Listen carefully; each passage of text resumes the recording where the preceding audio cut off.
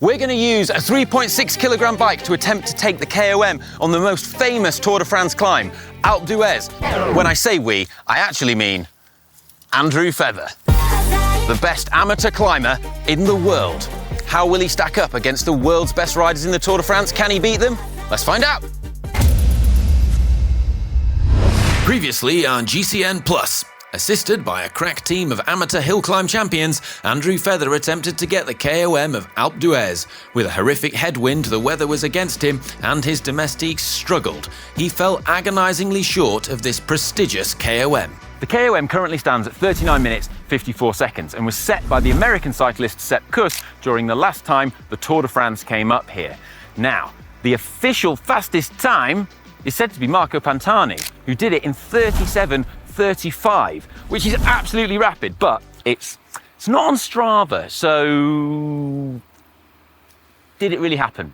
Anyway, there's something we need to clear out. It did happen. There's something we need to clear up, though, about Alpe d'Huez, and that is there's a lot of confusion as to the length of the climb. Some people have gone up Alpe d'Huez and posted rides on Strava and said that they've gone quicker than Marco Pantani and Kuss, right? But the thing is, they haven't, because they finish there in Ville Alpe, which is 12 kilometers long. That's also the segment that Alpe de Zwift is modelled on. But the real finish is 2 kilometers further up the mountain and 2 more hairpin bends of the famous 21 hairpin bends. So you can't compare if you're riding against Tour de France riders that have had to go an extra 2 kilometers. So that is the section. That is the official section. It's 14 kilometers long. That's what we're going to do. No one wants to finish too soon. So we're back, and this time I think Feather has an excellent chance because I will be his Domestique. And yes, while I have got considerably fitter, I'm in decent shape for me at the moment, I could only last about 4 minutes at Andrew Feather pace, which is why I will be riding this, an e-bike. Although this is no ordinary e-bike. It's the new Canyon Endurace OnFly. It features a TQ HPR 40 motor that can give me 200 watts of assistance. And crucially, for a climb like this, it's pretty light for an e-bike, which well, it looks rather nice as well. Anyway, I think armed with this, I should be able to give him a decent draft up the mountain. Now, before you say, wait, that's cheating, in the Tour de France, a lot of the other riders riding up will have Domestiques. The ones setting the fastest times up there will be doing that with Domestiques, and on the lower portions of the climb there will be a bunch that they're riding in, and there's the convoy with all the motos and everything giving a significant draft boost when you're riding at the speeds that Andrew Feather rides at. So that's my bike with the extra assistance I'll need for the task, but I expect you also want to know about the bike that Andrew Feather will be riding. Well, it's been built by Jason Wozniak and his team over at Fairwheel Bikes, which is an amazing bike shop over in Tucson in Arizona that, it sells lots of very nice bikes, but one of the things they do is custom bespoke builds and lightweight builds like this. So definitely check them out if you're interested in that sort of thing. But we've got a full video breakdown on GCN Tech of all the details and all the mods on this bike in all the detail. So if you want to find out more about it, because it is absolutely nuts. I mean, the bearings in it are like fully ceramic. The tyres are for indoor velodromes, but they're super light and super fast. Go check that out after you've watched this. Here you go, mate. Thank you. What do you make of that? Wow, that is incredible. How much is it? I love how enthusiastic you sound. You're just cold, like a killer. You're just like a hitman that comes after climbs. Just like, wow, that is incredible. It's pretty light, yeah. It's insane, right? That's way lighter than anything you've ridden before, right? Yeah, that's crazy. Yeah, definitely lighter than anything I've ridden before. Do you reckon it's on? I think it's on, certainly with a bike as light as that, yeah. Let's go. And so we were set. We had a heat-adapted world-class hill climber in peak form, a bike 3 kilograms lighter than what he'd previously used, and good weather conditions. What could possibly go wrong? We have a problem. That is Alpe d'Huez behind us there. However, this is Andrew Feather's original chainring. It's made from carbon fibre, and during his test ride, his openers ride last night, it's delaminated. So we fitted our second spare chainring, which is a combination of carbon fibre and alloy. However, on his warm-up, before about to do the attempt just now, that too has delaminated. And so now it's bent and the chain just isn't staying on at all and just keeps dropping, meaning that the bike is unrideable, which devastatingly means, I think we've answered the question, can a bike be too light? But before that happened, how did it feel? I mean, it felt incredible to ride. I mean, 3.6 kilos, I think it's absolutely amazing, but obviously the gears were slipping, which was pretty frustrating. And then this morning, chain kept on shipping, and then I knew that we had some problems really. So, but really disappointed because it is an amazing bike, fantastically put together. But yeah, I think it's just too light. I think this could spell the end of our record attempt, but I've got a cunning plan. Oh, I'm so gutted. Like, it feels like this is just a massive anticlimax now, because the guys at Fairwheel have done an amazing job and I feel bad for them. And, you know, we're pushing the boundaries of how light a bicycle can be. And it feels like in some ways we've found that boundary, but got a plan B, as I said. So let me show you this. I also brought with me my bike, which is this beautiful Orbea Orca, which I've actually been trying to make as light as possible so that I could have a go on Alpe. And it's about 6.1 kilos. Now, Feather rides a smaller bike than me. This is a 55, he normally rides like a 52 or 51. But I've lowered the saddle and I've put him on it. It's got the same crank length he uses. He's had a go on it and he actually loves it and says he feels really comfortable on this. And that's mainly because although it is a little bit too big for him, we've managed to slam the saddle all the way forwards and he rides mainly out the saddle. So the size is not super critical for him in terms of getting the power out. Now, I'm just gonna sort of tweak it, lower the saddle for him now and just check everything's okay. Bonus, taking the bottle cages off, because these Topeak bottle cages, with the titanium bolts, they are 11 grams each. So that'll be 22 grams saved for him. He loves that. I've also taken the top cap off here as well, because you don't need that, it's just for cosmetics. So yeah, he saved another gram there. Right, this is on. I'm excited. He feels good, he loves the bike, it's really stiff. I took the bar tape off as well. 100 grams saved. Right, let's go. It may not have been perfect, but we were here now and Feather was still keen to give it a crack. He felt confident and decided, let's do it. Right, mate, you good? I'm good. Right, we'll set off, steady run in from here, and then we'll hit it when we get to the base. Okay. We'll try and build up some speed behind me. Yeah. Yeah. Let's do it. Right, on y va.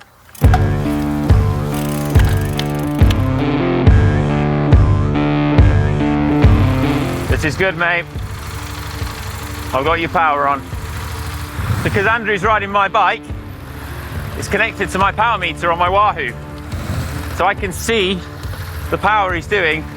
He's actually helping me pace him, because I know what he's trying to do.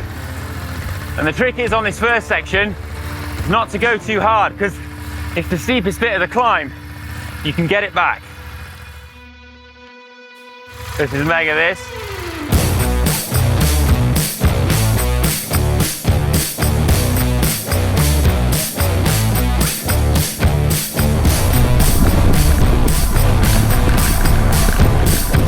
Right, I'm just easing off just a touch for you here. I'm going to try and get you around, get that power there that you're on, get into a nice rhythm.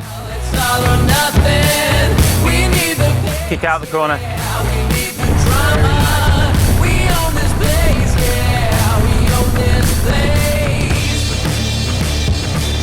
Ah, this is amazing, mate.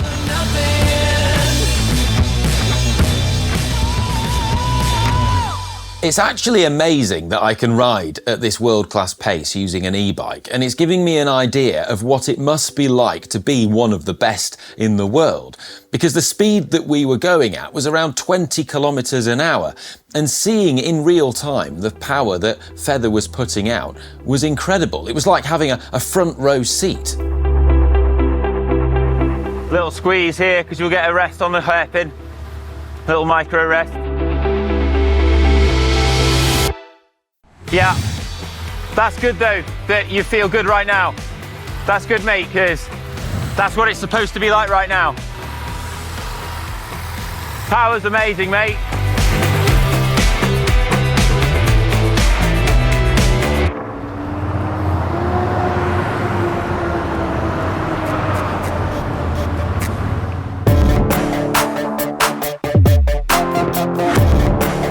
So, we are 6 kilometers in.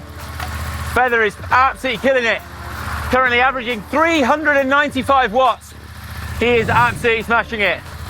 This is world class. It's incredible to see. I'm just doing my best to not go too hard and put him in the red and just keep the pacing nice and consistent. Done a good job. Do you want some ice water? How can you talk? You absolute freak. Do you want some ice water? All right, no. Right. Shout when. Start hurting in a minute. The ice water will help. I had ice water in my bottles to cool Feather down mid-effort. He is heat adapted, having done some heat training with a core sensor in prep for this event, something that is absolutely crucial when doing an effort in heat like today. It was 28 degrees. Well over halfway now. This is where legends are born, mate. Average pace is going up very nicely. Good.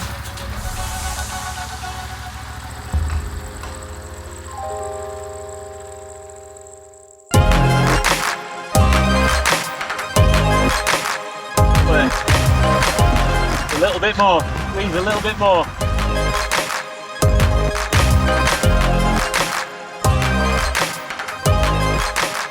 Looking back at the footage, it dawned on me that I could have removed further weight by taking the saddle and seat post out. I can't believe anyone can spend so long out of the saddle. It is ridiculous. Yeah, keep at that. This hairpin's the big one. Nice, nice, nice.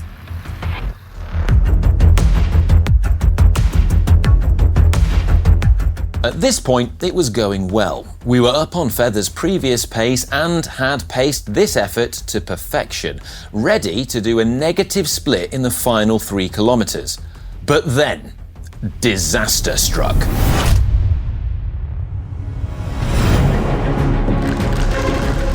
Joking. Gone up the steps. It turns out the French love cheese so much they decided to block the road with a market selling it, meaning we had to do a Froome and get off and run.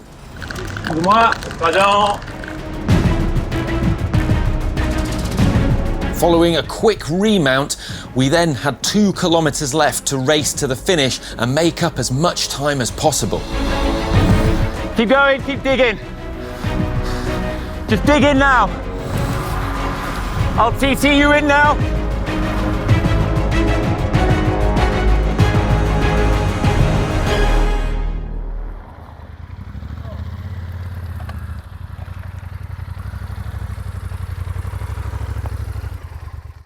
That's a phenomenal ride. That f***ing market. Oh. Well, you just don't expect there to be a market, do you? Well, you have to actually get off the bike and walk up steps. Mate, that was unbelievable. It's like, irrespective, I don't know what the time was, but like... Way down the last time at 2 minutes. Really? Even though more power, 390. It's just like, that market screwed us. Once the dust had settled, analysis of the ride suggested Andrew was on par with his previous best coming into the market, averaging an eye-watering 397 watts and 19 kilometres an hour. At 66 kilograms, that puts him at 6 watts per kilo, which is world class. All the more impressive when you consider he was on a bike that wasn't even his and was too big for him. Chapeau. I was trying to push you, yeah. And I was just like, I was trying to lift it, and you could, and I could tell you were a bit ropey, so I like backed off a bit. Yeah. It's really hard. I mean, you did such a great effort because it made such a difference for you to be so consistent in the pacing as well. Like when I did it last time when we were riding as a 4 or as a group, it was more sort of jumpy with people coming off, people coming on kind of thing. Whereas when you were riding, it was just so fluid, so consistent. That made it feel so controlled, virtually all the way except for the last few K, where it started hurting really. The thing is, though, is I think, like, as well, like, your power was massively dented by that market section. And I think your power would have been even higher. I think you would have been really close to pushing 400, which is just... it's that's my power. I mean, it was three neutralised power, 395, but obviously the bottom bit, it was a run in, so you're just going very gently there. It'll be interesting to look at segments when we get back kind of thing, but I certainly did more power than I did last time. But a lot of it is probably, thanks to yourself, with that really consistent pacing kind of thing throughout. Yeah. And it really, really did help. I felt, I could speak, I felt in control, wasn't really hurting. And then the last bit was just suddenly bites you. I suppose I'm not used to the longer climbs kind of thing, and that's where it starts, really counting, but mate, it's interesting. Mega. Well, I hope you've enjoyed this video, and if you've been impressed by, Andrew's effort, then, please give this video a thumbs up. Your support means everything and allows us to come and do crazy stuff like this. And a massive thanks to Fairwheel as well. Sorry that we couldn't use the bike. I'm so gutted about that, but yeah, it's an amazing bike nonetheless, and really, really cool. So yeah, I hope you've enjoyed it. Right, should we go get a croissant? Let's go get a croissant, yeah.